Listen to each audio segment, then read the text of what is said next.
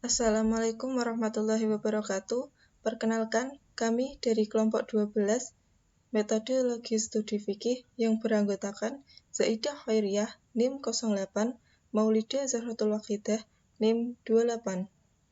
Sejarah perkembangan kodifikasi hukum Islam. A. Pengertian dan sejarah kodifikasi hukum Islam. Kata kodifikasi berasal dari bahasa Inggris, yaitu codification, yang berarti penyusunan, antara lain hukum secara sistematis. Dalam bahasa Belanda disebut dengan kodifikasi, yang berarti penyusunan hukum atau perundang-undangan dalam buku. Jadi, kodifikasi secara ringkas adalah usaha menghimpun atau kumpulan sejumlah peraturan perundang-undangan atau ketentuan lainnya dalam bentuk yang sistematis untuk dijadikan sebuah buku pedoman. Sejarah kodifikasi kaidah-kaidah fikih. Dalam istinbat hukum Islam, terdapat 4 ilmu penting yang saling berkaitan, yaitu ilmu fikih dan ilmu usul fikih sebagai ilmu pokok, dan kaidah fikih serta kaidah usul fikih sebagai kaidah ilmu bantu. Usul fikih merupakan metodologi hukum dan sekaligus berfungsi sebagai pengukur terhadap derajat kebenaran istinbat. Sebagai metode usul fikih berperan dalam menentukan prosedur istinbat hukum, dan dengan metode ini kemudian fikih disusun dan dikembangkan. Sedangkan kaidah usul dan kaidah fikih berkaitan dengan ilmu fikih, ulama melakukan penyederhanaan dari ilmu ini sehingga melahirkan rumusan yang dapat dibuktikan kebenarannya, yang kemudian rumusan tersebut diberi nama dengan kaidah usul fikih yang berfungsi sebagai media untuk mempermudah hakim dan ulama dalam melakukan istinbat hukum. Demikian pula dalam ilmu fikih juga terjadi penyederhanaan yang dilakukan oleh ulama sehingga melahirkan formulasi-formulasi yang dapat diuji kebenarannya, dan ilmu ini kemudian dikenal dengan kaidah fikih. Para peneliti hukum Islam menjelaskan bahwa sejarah kaidah fikih dengan menentukan periodisasinya menjadi 3 bagian, yaitu zaman pertumbuhan dan zaman pembentukan, zaman perkembangan dan kodifikasi, dan zaman kematangan dan penyempurnaan. B. Kodifikasi hukum Islam era sahabat. Periode sahabat dalam melakukan ijtihad untuk melahirkan hukum. Pada hakikatnya, para sahabat menggunakan usul fikih sebagai alat untuk berijtihad.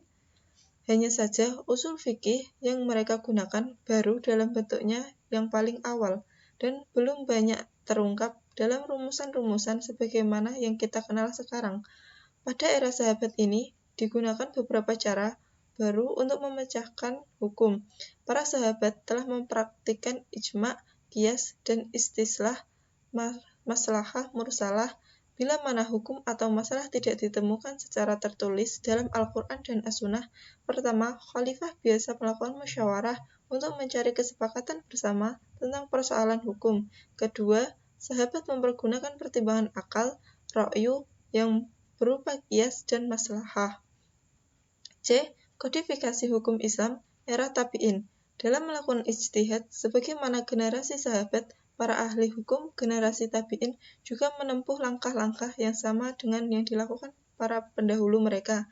Akan tetapi, selain merujuk Al-Quran dan As-Sunnah, mereka telah memiliki tambahan rujukan hukum yang baru, yaitu ijma' as-sahabi, ijma' al-Madinah, fatwa as-sahabi, qiyas, dan maslahah mursalah yang telah dihasilkan oleh generasi. Pada masa tabi'in ini muncul 2 fenomena penting. 1. Pemalsuan hadis. 2. Perdebatan mengenai penggunaan ra'yu yang muncul kelompok Irak, Ahl al-Ra'yi, dan kelompok Madinah, Ahl al-Hadis. Selanjutnya akan dilanjutkan oleh rekan saya. Saya akan melanjutkan penjelasan dari teman saya. D. Kodifikasi hukum Islam era tabi'in. Pada saat munculnya Al-Syafi'i, telah bermunculan tokoh-tokoh ahli hukum Islam yang memiliki corak rasionalisme dan tradisionalisme.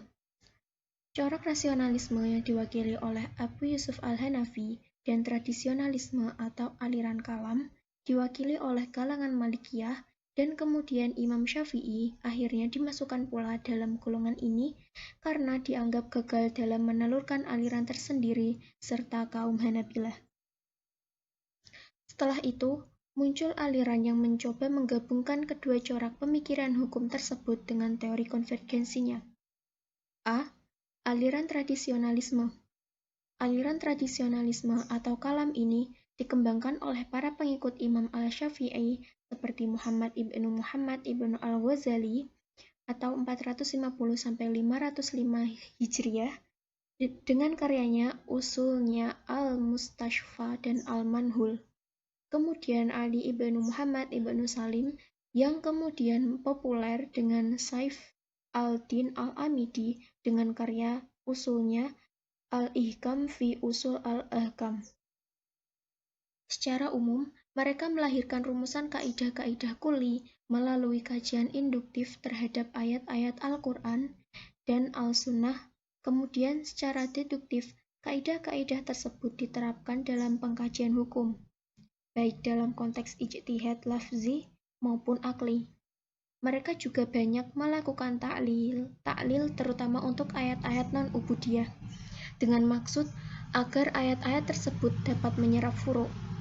Inilah cara utama aliran kalam yang mengorientasikan kajian hukumnya pada ayat-ayat Al-Quran dan Al-Sunnah sebagai implikasi dasar pemikiran bahwa syar'i itu hanya Allah dan Rasul-Nya, dan tugas mujtahid hanya menemukan hukum dan bukan menciptakan hukum.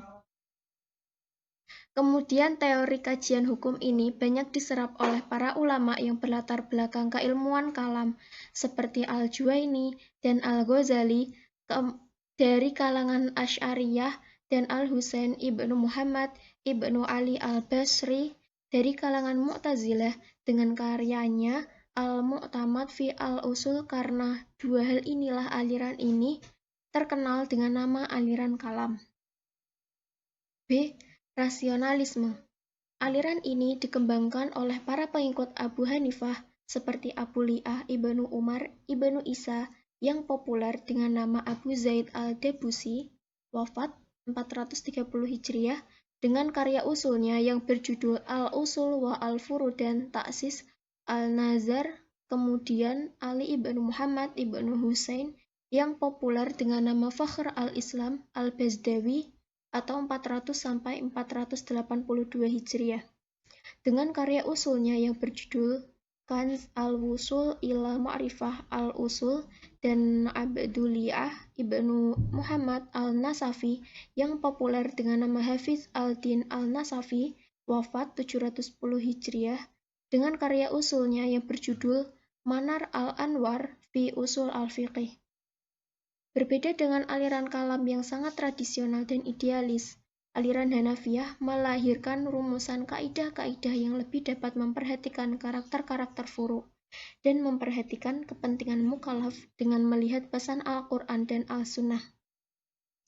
Pendekatan seperti ini memberi peluang kepada para ulamanya untuk melahirkan kaidah-kaidah baru yang sebelumnya belum diangkat oleh ulama mazhabnya sendiri. C. Aliran konvergensi. Di samping kedua aliran di atas, ada pula aliran usul al-fiqh yang melakukan kajian usul dengan mengkombinasikan dua pendekatan di atas yang dalam sejarah kajian ilmu biasa disebut sebagai thoriqah al-jam'an atau aliran konvergensi. Aliran ini secara harmonis memadukan dua corak kajian usul, yakni dalam konteks tertentu mereka cenderung tradisional, sementara untuk kepentingan yang lainnya mengikuti kecenderungan aliran rasionalisme Hanafiyah. Di akhir abad keempat Hijriah atau 9 Masehi, muncul ahli hukum terkenal yang bermazhab Syafi'i yang bernama Ibnu al-Suraij. Ia dianggap sebagai satu-satunya ahli hukum Islam yang membela mazhab Syafi'i dan mengangkatnya menjadi mazhab yang penting bersama dengan murid-muridnya. Ibnu al-Suraij mengkombinasikan pengetahuan aliran tradisional dan rasional dengan sebuah konseptualisasi usul al-fiqh yang rasional dengan tradisi tekstual. Kodifikasi hukum Islam era modern. Dalam pengaruh Barat, Perubahan yang modern dalam hukum Islam untuk pertama kalinya terjadi di Timur Tengah pada masa Utsmani dan anak benua India pada abad ke-19. Perubahan ini ditandai dengan disahkannya hukum-hukum dagang dan pidana, baik dalam bentuk maupun materinya, yang diambil dari model-model atau hukum Eropa.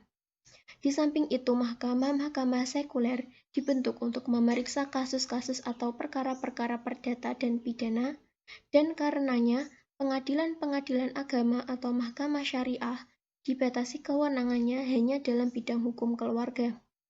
Pada saat yang sama, serangkaian usaha pertama untuk mengkodifikasikan hukum perdata juga dilakukan, yang di antara hasilnya sebagai contoh adalah kodifikasi hukum majalah Utsmaniyah atau Ottoman Mecelle tahun 1877. Jadi, semenjak paruh kedua abad ke-19 itu, di banyak wilayah dunia Islam, hukum Islam dibatasi berlakunya hanya dalam bidang hukum keluarga. Abad ke-20 tampaknya merupakan masa kelanjutan dari kecenderungan ke arah modernisasi ini melalui pengesahan dari berlakunya hukum-hukum barat yang sekuler itu. Di beberapa negara Islam, peranan mahkamah syariah dalam beberapa hal diambil alih oleh mahkamah-mahkamah negeri yang telah dibentuk selama abad ke-19 dengan maksud untuk mengakhiri dualisme di bidang peradilan atau pengadilan agama dan pengadilan sekuler. Untuk pertama kalinya dilakukan perubahan-perubahan dalam hukum Islam mengenai keluarga. Akan tetapi, metodologi yang diterapkan di sini hanyalah merupakan salah satu cara penafsiran kembali dan pembentukan kembali syariah, dan bukan penggantian materi hukumnya dengan materi hukum sekuler. Di dalam dunia Islam sekarang, timbul tuntutan-tuntutan baru untuk kembali lagi kepada pandangan hidup yang lebih Islami. Kebangkitan kembali Islam di bidang politik ini dibarengi oleh tuntutan-tuntutan bagi pembinaan sistem hukum yang lebih Islami itu, yang dilakukan oleh orang-orang yang meyakini bahwa syariah lah yang seharusnya memberikan ciri khas Islam pada negara dan rakyatnya.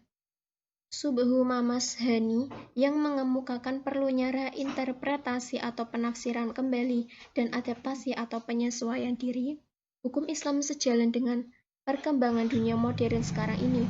Tetapi Asaf A'afizi di lain pihak menghendaki cara yang sekuler dan karenanya menyatakan perlunya dikembangkan Islam modern dan dengan cara memisahkan agama dari persoalan politik dan hukum.